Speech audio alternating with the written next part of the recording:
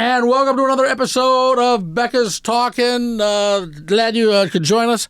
I want to say, one of the most talked about and viewed and listened to podcasts in our early venture here was the one I did when I went on the street to interview homeless people. And if you haven't seen that episode yet or listened to it yet, make sure you do.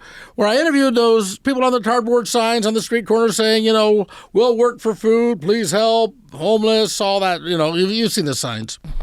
And somebody suggested that I talk to Youth Emergency Services, which was a great idea because I was actually one of the first dancers. Your big fundraiser is Dance for a Chance. It is, And yes. I was one of the first dancers, and I was also a judge for like 9 years for the big fundraiser Dance for a Chance, and we'll maybe get into that a little bit later on in the conversation. So I'm familiar with what Youth Emergency Services does on just the, from a 900-mile viewpoint, but I'm going to get a little more into the weeds about just what it is and what they do. And joining me right now is Kalisha Reed.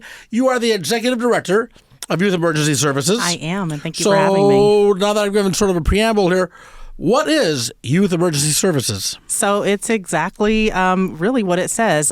We help youth that are in crisis emergency situations find immediate housing. And so we operate a youth emergency shelter, and we also operate 2 semi-permanent housing programs, one for pregnant and parenting moms and another one just for individual youth and young adults who are experiencing homelessness. Now, it was easy for me to go around and find the homeless people with the cardboard signs. Sure. I didn't see any kids. I didn't see any teenagers. I didn't see any young adults out there with the cardboard signs. Why is that? Many times youth who are experiencing homelessness, they are really that unrecognized population of people because a lot of them are still living in, let's just say, being housed in situations that perhaps are giving them kind of that shelter for the night. Really, we call it couch surfing. And what that means is that they may not have, and one of the questions that we ask when youth come in, because they may feel like they have a home or they have a place of residence. And so some of the questions that we ask around that is, do you have a key to the place? And then also, do you have the ability to leave your belongings there for a long period of time? And if they answer no to either one of those questions, we really identify that as that marker of homelessness and that they are experiencing some type of homelessness. Because at that age, many times it's being masked by that couch surfing. Now, we're talking about kids who, obviously they're going to be homeless teenagers and that with mom or dad or mom and dad and, that are, living on the streets trying to get their life back on track. But these are kids that are basically out there on their own. They've run away from home and they're out there on the street, right? They are. So I like to tell folks that we deal in the space of literal homelessness. So we may see individuals that have been aged out of foster care that don't have another permanent or home connection. We may see those individuals who are identified as LGBTQ+, those individuals who have a mental, physical, or intellectual disability that make it difficult for them to live in situations with other folks. Maybe they have discord with their families. Maybe they have been kicked out because of the consistent discord that they've experienced over kind of a lifespan. And so we are really working with all of those individuals. Now, look, I threatened to run away from home numerous times as a kid, and my dad's here. Let me help you pack. So but my situation was obviously much different than these kids here, who actually do run away. Is there an underlying theme as to what causes them? Is it physical or sexual abuse? Is it that they are gay or transgender and the parents don't accept it? Is it just a desire to get out on their own? Is there a unifying theme? There's no real unifying theme. I think the trends maybe change year to year, but daily what we're seeing are all the things that you just shared. All the gay, lesbian. They are identifying transgender. They are, again, have discord with their families. There's a history of mental health disorder. Maybe their parents are experiencing mental health disorders or substance abuse, and they themselves are to a point where they don't want to they can't take it anymore, and they want to get out. So we have a lot of circumstances and issues of kind of youth who are out here because of the situations that they're in, as far as, again, leaving foster care system, but then also if there is that conflict with their family members, and it really doesn't give them a safe place to call home. I saw nationally the statistic is between 500,000 and 2.8 million homeless kids every year. Yes, that's staggering. Well, yeah, but it's also such a wide. So my thought there is that you really don't know how many homeless kids are out there, We right? really don't. I mean, every year our community, along with other communities around the nation, participate in what we call like really a homeless count. And because youth homelessness is so masked by that couch surfing, or by, the fact that they are able to live for a very short-term period of time with a friend or a family member or something like that, we don't always catch those individuals. And so that's why you see that wide range of how youth and young adults are identifying as homeless. But you do know how many people that you handle on a regular basis. We do, yes. So of that 500,000 to 2.8 million, how many is Youth Emergency Services seeing in an average night? So on an average night, it's a little bit different because we operate what we call a day, not really a day center, a street outreach center. It's located off of 26th and Harney. And so daily at that street outreach center, we are serving anywhere between 25 and 30 individuals per day. And that could be individuals that maybe are living in kind of a couch surfing situation, but don't have access to food. Maybe they don't have access to being able to wash their clothes, things like that, which are all things that we do provide at that 26th and Harney Street Outreach location. I would say on a yearly basis, most recently, we have served 394 unique individuals. And what that really means is from the ages, our age population is between the ages of 12 to 24. Our average age is 17. And so when you look at that average age from 17 to 24, we have served nearly 400 unique individuals. That's really a large amount for us to be such a small organization. And so we really try to catch most of those individuals coming through our street outreach center, which is really utilized as our front door of services, because there they can meet with a case manager, they can wash their clothes, they can eat a hot meal, they can get a pantry for the week. They can also, go through our clothing boutique and find clothing items not only for that day, but maybe they're even going on a job interview. So there's a lot of those front door services that we're able to have out in that 26th and Harney Street location. I want to get to the couch surfing a little bit more, and then we'll move on to what you do to help these kids get on the right track. When they're couch surfing, I'm guessing they're not staying at some nice home over there in Regency, right? They're probably couch surfing on some other kid's couch, right? I mean, is it like maybe somebody else and 5 or 6 of them all crashing at this one place? It could be. I mean, it all looks different. So could it be that this person is crashing on a couch for somebody that lives in Regency because the parents, maybe have a lot of empathy and they want to see, it's a good kid and this kid just needs a place to sleep? For sure. I mean, that's what couch surfing is. It's really finding kind of, you have a relationship, you have maybe a positive relationship sometimes with someone that's allowing you to sleep on their couch. Circumstances change. You get a little bit older. Maybe that person that is the head of that household is like, why don't you have a job yet? What's kind of your plan? What's kind of your goal?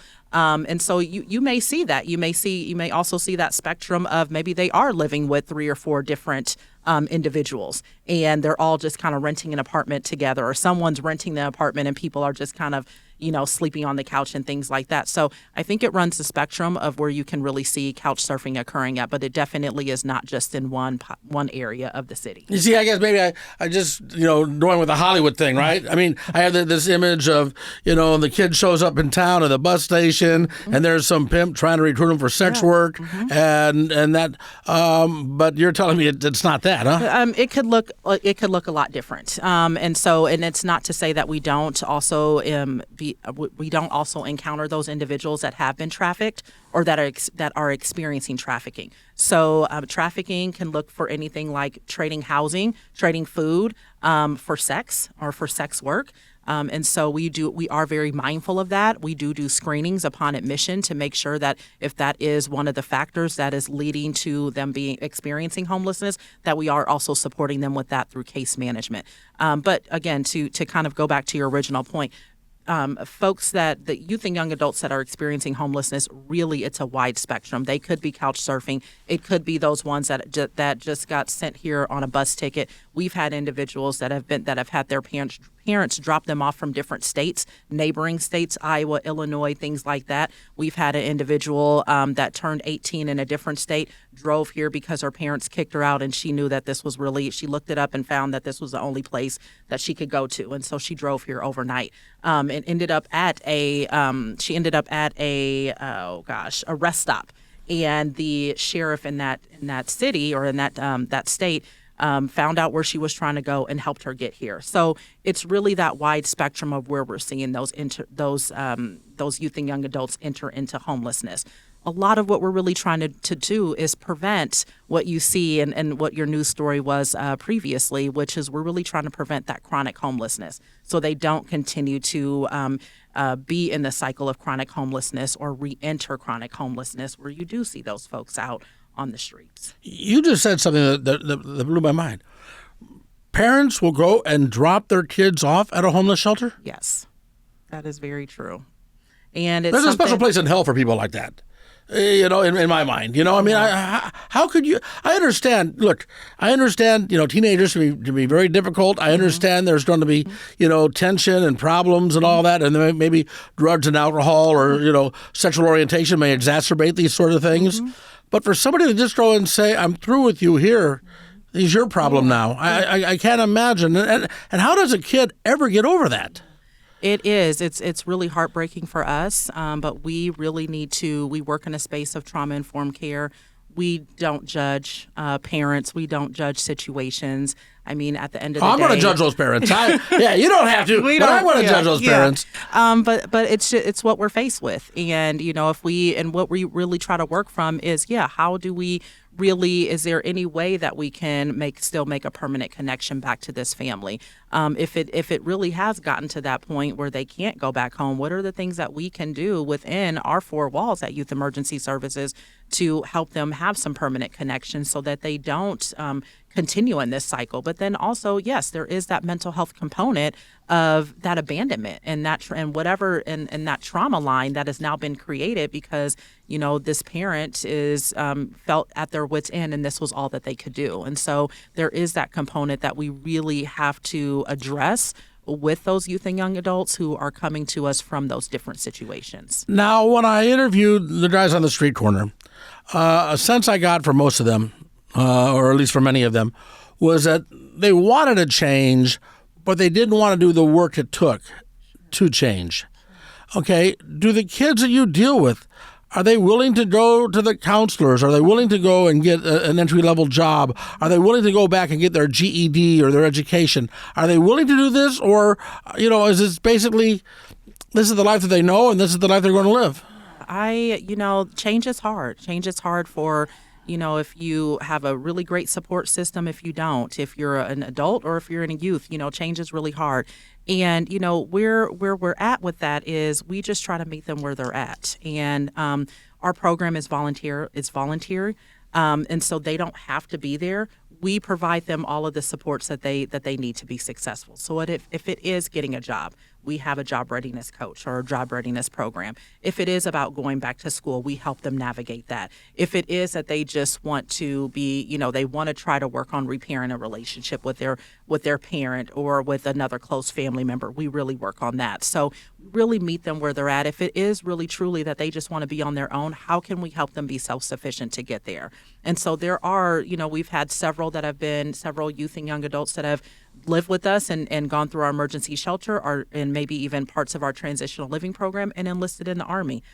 We've had individuals that have, worked with us and they've gotten a job with the TSA and have been able to, move along to a different city where they are going to be, doing their work at. So it's really just about meeting them where they're at. What are their goals? What they want to accomplish? And giving them that ability and that space to be able to make that change in a supportive environment. Percentage-wise, male, female, transgender, I guess, I mean, what's the mix? Percentage-wise, is we serve more females than we do males.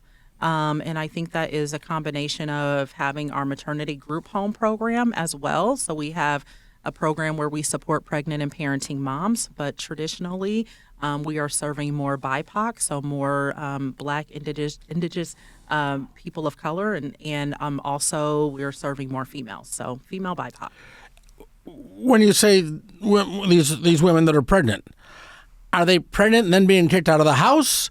Do they become homeless and then get knocked up? I mean, what's the generic? I know there's not, everyone is different, but, in a broad scheme of things, what's the scenario?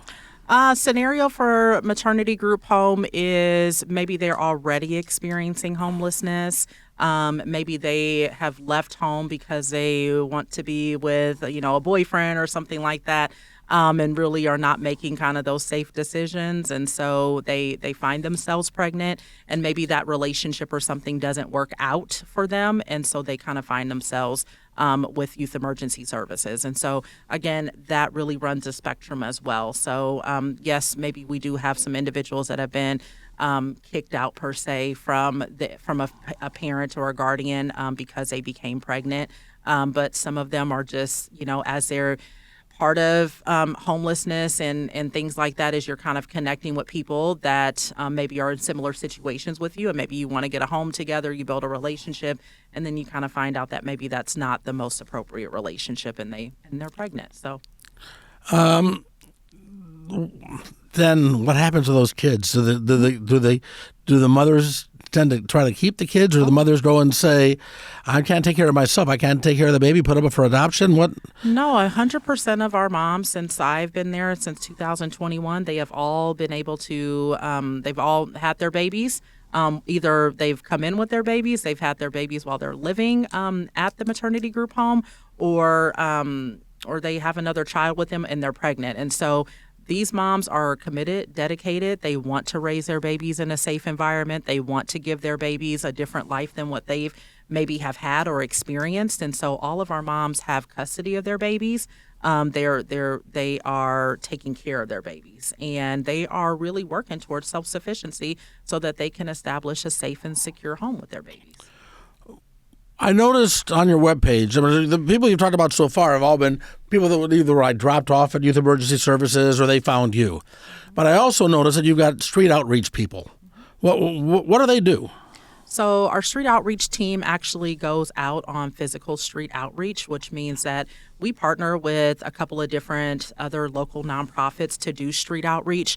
But we are just out kind of boots on the ground a couple of times a week and visiting encampments, known encampments. We're also just kind of visiting what our street outreach team identifies as kind of spots where, homeless individuals or youth may hang out. And so, it's just really our way to be able to continue to meet people where they're at. So you go out and try to find them too, huh? Yeah, we do. I mean, it's all a part of that effort. I mean, again, we have a great community that really, a great community of nonprofits that really work together to address homelessness. And so, again, a part of that is meeting them where they're at. So we are going out with backpacks, snack packs, waters, all of those things to let them know these are the services that are in your area. This is how we can help. Now, I went on the webpage and I noticed, you've got a lot of smiling, happy kids on there, young adults on there. But I know that's not necessarily always reality. Do you have any sort of a figure about success rates, about, those that actually go get a job, raise a family, become productive members of society, and those that just end up on a street corner talking to a guy like me saying, yeah, I left home when I was 15? We do. We have an aftercare program, and so that aftercare program, again, is voluntary, much like all of our services. But we do encourage the youth after they discharge from us, whether they've been with us for a month or 18 months, to keep in contact and to really let us know how they're doing. I would say success rates. I mean, we have a lot of stories that we try to publish at least monthly or quarterly, and where we have been able to keep up with some of our youth. And so, we, I think most recently, and there's actually a video on the website about one of our young adults, Kiana. and where she really came from when she first encountered Youth Emergency Services and into our maternity group home, and how she was able to successfully transition into an apartment and raise her son. We have another story about someone named Ethan, whose really his goal was to be able to go to UNO. And so he was with us in our semi-permanent housing program, transitional living, and was able to transition successfully to UNO into the dorms and live there and pursue his degree. And so there are a lot of individual success stories, and success looks different for all of our youth. Some of it may be that they were able to get a full-time job. Some of them may be that they were able to reconnect back with a family member and someone that they haven't seen in a while. And we just had that, and we really pride ourselves on that, to be able to work with our case managers to reconnect one of our young adults back with his father, who he had an estranged relationship with. But they were able to work together while he was at Youth Emergency Services and really figure out a plan to help get him back home, and he's been successful. So do you have counseling for the parents then too available? We don't offer specifically counseling for the parents, but as a family unit, as far as if the youth or young adults, so we do offer mental health services within our programs. And so if our youth or young adult is identifying that is a relationship that they want to work on, we do offer that. What about brushes with the law? Mm-hmm. These kids that come to you. We've had a situation here in Omaha recently where an 11-year-old kid was involved with a murderous spree, right? Crime spree. Do these people that see you, have they had run-ins with the law? Are they a threat? Are they problematic, or are they kids that genuinely are just confused and want help? Yeah, these are kids these are youth and young adults that want help. We don't see a large part of that population that has been involved with probation, juvenile probation, adult, legal charges, anything like that. We do screen. And so we have to make sure that the youth and young adults that are coming to us are the best fit for the program, but then also the best fit to keep themselves safe, our staff safe, and the other young adults that are around them. And so we don't see a lot of So you don't necessarily take any kid off the street? We do not. So again, our emergency shelter is open, but we do have a screening process. I mean, we safety is our number one priority, and so we have to be able to make sure that those individuals that are coming in are safe to be there and safe to be around other people. Now, I know, like Open Door Mission, you can't be drinking if you're going to be staying at the Open Door Mission. What are some of the rules and regulations for the kids that come to Youth Emergency Services? So, with us, I mean, most of our average age is 17, so many of those things are already illegal just because of their age. Yeah, I never drank when I was underage. No, we do have strict parameters around that. So we do not allow any sort of alcohol, cigarette use, things like that. Okay. I mentioned earlier that I was a part of Dance for a Chance, which is one of your big fundraisers, right? And that it's a great event and it's a lot of fun. But I imagine you can't run an operation like yours just on the money you raise at Dance for the Chance. Do you get government funding in any way, or is it the philanthropic community helping you out? Where do you get your money? So we have a very generous community. So we have a lot of local foundation support. We also get federal money based off of youth that are experiencing homelessness, and so it's a little bit of mix between federal money, local foundation support, individual donors, and then our events. You got some other things, some building, as I recall, some new projects you're working on, right? We are working on a new project. So right now, all of the services that I just shared, we are in a combined 7 total locations spread throughout the city. So not only do we have a front-facing street outreach center, but we also have an administrative office. And then our other 5 locations are really the homes that we run our programs out of. And so we try not to share really what those locations are publicly, but, most folks know where they're at. So we operate those. And so our goal in the next 18 months or so is to be able to transition to one campus location that would be located off of 27th and St. Mary. how did you end up in a situation like this? In other words, people look at careers and say, I want to help youth, homeless youth. Did you have an experience with this in your own life as a child or anything, or? I did not. I really came into this line of work. My background is in mental health therapy. And so several years ago, there was a position open here as the director of program services. And so as a part of being a mental health therapist, I gained a lot of experience around leadership. And so when this position came open, I loved their mission. I love what they do, and so I applied for the job and ended up as director of program services, which then ended up transitioning into the executive director. And you're from Omaha? I am from Omaha. Right. Yes, born and raised. All right. Well, great. If somebody wants to make a donation or help out Youth Emergency Services, how do they go about doing that? They can always visit our website, www.yesomaha.org. There are ways that you can get involved with either a monetary donation, but we are also always open to clothing donations. We serve a meal Monday through Friday, and so being able to drop off a meal to that street outreach location on 2602 Harney Street is helpful. Donating, getting your organizations together or your families together to do a donation drive of food, hygiene kits, clothing are always much appreciated. Now, I know the location you're talking about there on Harney. I've driven by it many times. Is that the place just for like homeless kids are to spend a night or two, and then they get transitioned into a more of a program? No, the location off of 26 in Harney is just what we really call like a day center. So we're open Monday through Friday, 9 to 5. It's really, again, that front door services, so you can come in there and if you are experiencing homelessness and you're living on the street that day, we connect you right away with a case manager who helps to either get you into our emergency shelter if it's appropriate, or we find other housing options for you that day.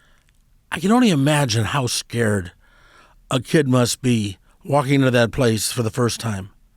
I'm sure they probably have, a facade of, I'm a tough guy and that, but deep down inside, they're still kids. They're scared, yeah. And that's got to be like, okay, what am I doing? Where am I going? What's going on? That first step has got to be so important that, they understand that, that there's a better way of life. It is. And that's why we really focus on, when we're at that center, we really focus on those needs, those individual needs first, getting them shelter, getting them safe shelter, food, water, and then being able just to connect them with a friendly face and being able to, again, non-judgmental, trauma-informed. What is it that you need? What is it that you want? And so again, if it's that they need a warm meal, if it really is that I've been living out on the street, sleeping on a bench for a couple of days, I can't do this, I'm scared, whatever it is. Like really, it's that front door of how can we help you today? How can we help you feel safe? How can we help you be safe? And again, if that's a meal, if that's washing clothes, also there we have lockers. We have lockers that individuals, if they choose to continue, couch surfing or live out on the streets, but they want to lock up their belongings. We rent out, rent is a term, but it's free. Yeah. But we rent out lockers to them, and where they can safely store their belongings and kind of their valuable possessions in a locker while they try to figure things out. And so it's really, again, going back to just really meeting them where they're at and what it is that we can help them with that day. You guys do amazing work, and you don't, like I say, you don't see these kids on the street on a regular basis. You don't see it out of sight, out of mind. But it's a real issue. It is. It's a real issue that needs to be addressed, so that these kids don't end up in jail, in prison. They don't end up on the street, homeless. And that one more quick question before we wrap this up. The kids that you see. Drugs and alcohol were a big factor in the people I talked to on the street. The homeless kids you see, how many of them are dealing with a substance abuse issue? Well, I mean, substance abuse for them is really going to have to be something that they self-disclose on their own.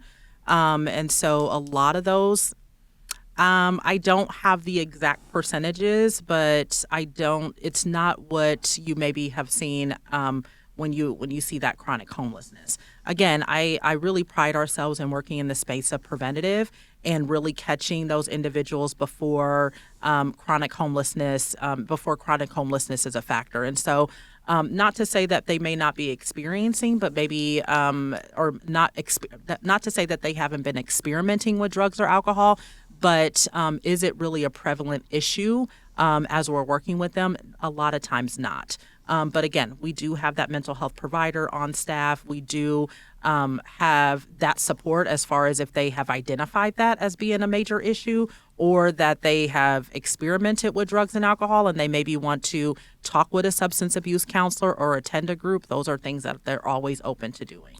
Kalisha Reed, Executive Director of Youth Emergency Services. I appreciate this because, like I said, this is something that is involved in the community, but a lot of people don't know about or don't even think about. Yeah.